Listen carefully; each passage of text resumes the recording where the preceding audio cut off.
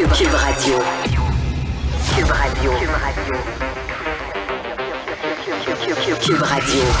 En direct à LCN. Le de Richard Martineau, qui a un teint, ma foi, qui a changé un petit peu pendant la période des fêtes. Est-ce que tu es là en voyage? Ben oui, écoute, j'ai mis une chemise blanche. Hein, c'est ça, c'est un classique. C'est quand t'es bronzé, tu reviens dessus, tu mets une chemise blanche pour un peu faire suer tout le monde. Là. Oui, et j'avais même ça. Un veston un peu pâle ce matin, puis là, ma blonde me dit, écoute, exagère pas. Là. C'est vraiment, là, c'est...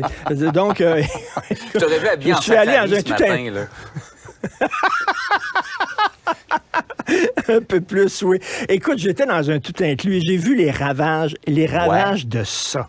Ça n'a pas de sens. Les gens vont là en vacances. Il me semble que, tu sais, on n'a pas le temps de voir nos enfants pendant l'année. Ouais. Et là, tu sais, t'es quelques jours avec tes enfants autour de la table, tu manges avec eux, tu jases en famille, puis tout ça.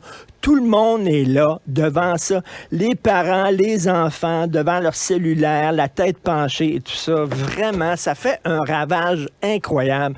Je sais pas si c'est une bonne invention, une mauvaise invention, cette machine-là, mais m'a dit, pour la famille, c'est pas super génial. Ça Vraiment. favorise pas la conversation, disons. Mais disons que ces cellulaires-là ont été probablement très utiles à des centaines, sinon des milliers de personnes qui ont poireauté dans nos aéroports en attendant leur vol. Hey, ça a été une période des fêtes là, complètement démente pour bien des voyageurs qui ont perdu J'étais vraiment chanceux, moi, vraiment. Ouais. J'ai pas eu de problème. Je suis parmi les chanceux, mais il y en a, écoute, les gens qui étaient pognés au Mexique par Sunwing et tout ça. Et il y a un texte dans le National Post aujourd'hui, très intéressant, d'André Pratt, l'ancien sénateur, qui dit, écoutez, là, on est en 2023, là, Jean-François, le service à la clientèle, c'est extrêmement important maintenant. Et on a l'impression que les compagnies aériennes traitent leurs clients comme du bétail. T'sais, on n'est pas fous, là. Les gens sont pas fous. On le sait que s'il y a une tempête de neige, ben il va y avoir des retards, OK? On le sait qu'il y a des pénuries de main-d'œuvre. On sait qu'il y a des pilotes d'avion qui peuvent avoir la COVID puis ils ne peuvent pas se pointer. Donc, il va y avoir des retards. On est capable de comprendre ça, mais expliquez-nous ce qui se passe. Et on a l'impression que les compagnies aériennes ne donnent pas leur juste. C'est tout ce que les gens veulent savoir. Répondez à nos questions. Écoute, un exemple. Hier, là, j'avais un problème avec une compagnie. Je me suis fait venir un livre dont j'ai besoin pour mon travail. Le livre n'est pas disponible au Canada, en tout cas à Montréal. Je l'ai fait venir par un transporteur. Je devais le recevoir le 13 décembre. Je ne l'ai pas reçu. Bon, je vais hier sur le site Internet de la compagnie et là, j'ai pu discuter en direct, chatter en direct avec mon ordinateur avec quelqu'un là-bas. En 3 minutes, là, c'était réglé. Ils ont dit, on s'excuse, votre colis a été perdu. Vous allez le recevoir mardi. Ça, c'est du service à clientèle. Qu'est-ce qui se passe? Je pouvais comprendre, là, ils ont peut-être perdu le colis, puis tout ça, là, mais ils ont répondu à ma question rapidement. Mais ce que tu es en train de me dire, c'est qu'on fait plus attention attention à la marchandise qu'aux humains.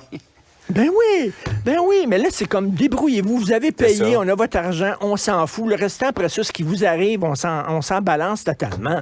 Écoutez, puis là, après ça, là, ça fait des compagnies, ça fait des publicités en disant on est vert, on est écolo, puis on prend soin des baleines, puis on donne de l'argent pour telle cause, on s'en fout.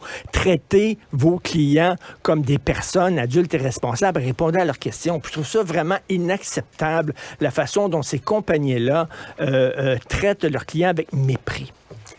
Par ailleurs, un président sortant qui ne reconnaît pas les résultats de l'élection, qui crie à la fraude et dont les partisans investissent dans une émeute les lieux du pouvoir, ça me dit quelque chose. Ça vient de se produire au Brésil. Ça me dit quelque chose, hein? Au Brésil, vraiment, c'est comme les pro-Bolsonaro, donc, sont comme les pro-Trump, ne reconnaissent pas les résultats de l'élection qui a sorti finalement leur idole. Et écoute, ça va bien dans le monde. Quand tu regardes ça, Jean-François, là, vraiment, là, tu regardes 2023, je ressens une certaine angoisse. Tu vois la Chine et la Russie qui se rapprochent les uns des autres. Tu vois ce qui se passe là, au Brésil où on reconnaît pas les résultats démocratique. Même chose aux États-Unis. Hein. Tu as vu là, que la gang de crinqués a pris vraiment, les Trumpistes ont détourné finalement le Parti républicain qui est rendu un parti qui peut même plus fonctionner parce qu'il y a une gang d'imbéciles au sein du parti qui ne veulent rien savoir.